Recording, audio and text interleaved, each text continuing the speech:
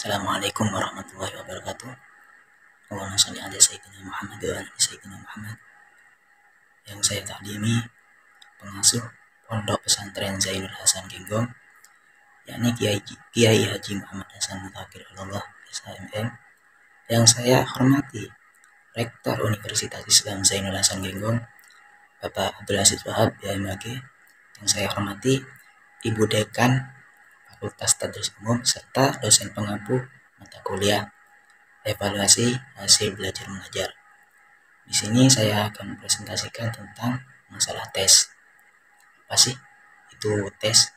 Tes merupakan alat pengukuran yang digunakan untuk mengevaluasi kemampuan, pengetahuan, atau keterampilan seseorang. Tes dapat berguna ujian tulis, wawancara, praktik, maupun penilaian lainnya yang dirancang untuk menghasilkan data yang dapat dianalisis. Yang kedua ada jenis-jenis tes. Jenis tes pertama yang merupakan tes tulis. Jenis tes yang kedua yaitu tes lisan. Jenis tes yang ketiga merupakan tes praktik. Yang pertama tes tertulis. Tes yang dilakukan secara tertulis seperti pilihan ganda yang ada di buku paket atau buku LKS, esai, atau ujian singkat. Ujian tes di sini yang dulunya K13 itu namanya ya soal gitu, soal latihan. Sekarang di kurikulum Merdeka namanya sudah beda, yakni asesmen. Tes lisan. Tes lisan di sini merupakan tes yang dilakukan secara lisan seperti wawancara atau presentasi. Yang ketiga ada tes praktek.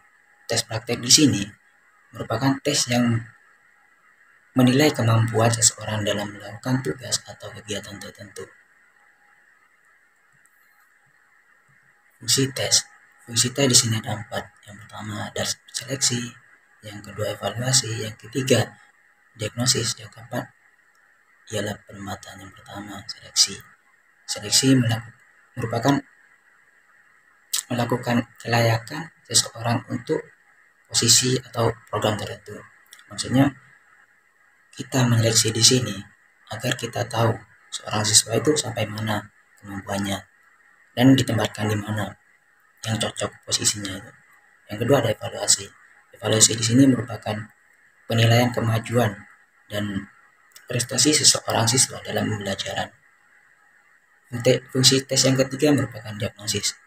Diagnosis di sini merupakan mengidentifikasi kekuatan dan kelemahan seseorang atau siswa tersebut untuk tujuan pengembangan. Yang keempat ada penempatan.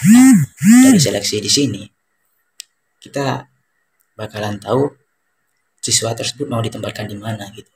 Menempatkan seseorang atau dalam program atau posisi yang sesuai dengan kemampuannya. Karena ketika kita menempatkan seorang siswa atau seorang pendidik, kita harus kemampuannya dia di mana, bukan semerta-merta kita taruh di sini gitu.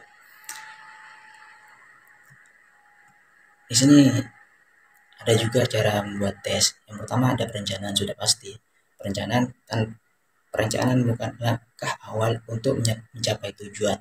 Ketika perencanaan tidak ada, maka ketika kita melaksanakan kegiatan tersebut, kita akan kocar-kacir.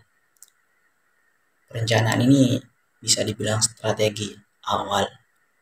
Yang kedua ada penulisan soal. Menyusun soal-soal yang sesuai dengan tujuan tes.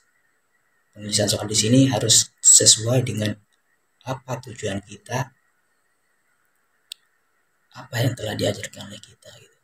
Ketika penulisan soal itu melenceng dari topik pembelajaran pendidik, siswa tersebut akan kesulitan gitu.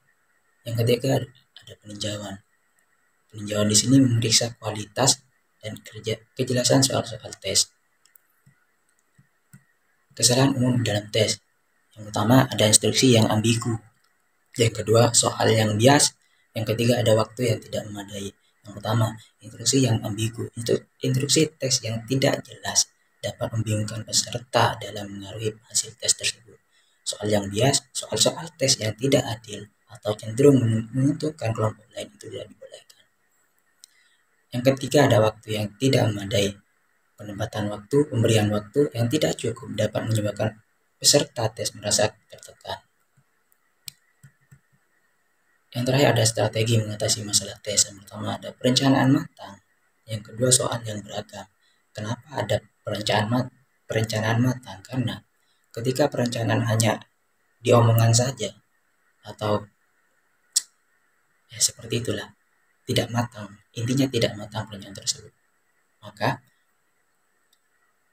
kegiatan-kegiatan ke belakangnya yang tidak sesuai dengan perencanaan atau yang sesuai dengan perencanaan tapi tidak begitu bagus, tidak matang lah perencanaannya, disitu akan hancur.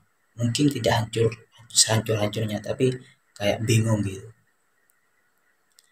Soal yang beragam, gunakan berbagai tipe soal untuk mengukur kemampuan peserta secara komprehensif. Kayak tadi itu ada uji tes, ada uji tulis, ada uji praktek gitu.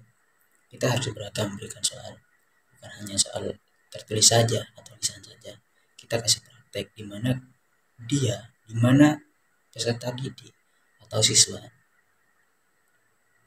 tidak hanya tahu, tidak hanya diberikan tes-tes itu saja, bahkan bisa dengan tes praktek tersebut. Sekian, terima kasih, kurang lebihnya mohon maaf. Assalamualaikum warahmatullahi wabarakatuh.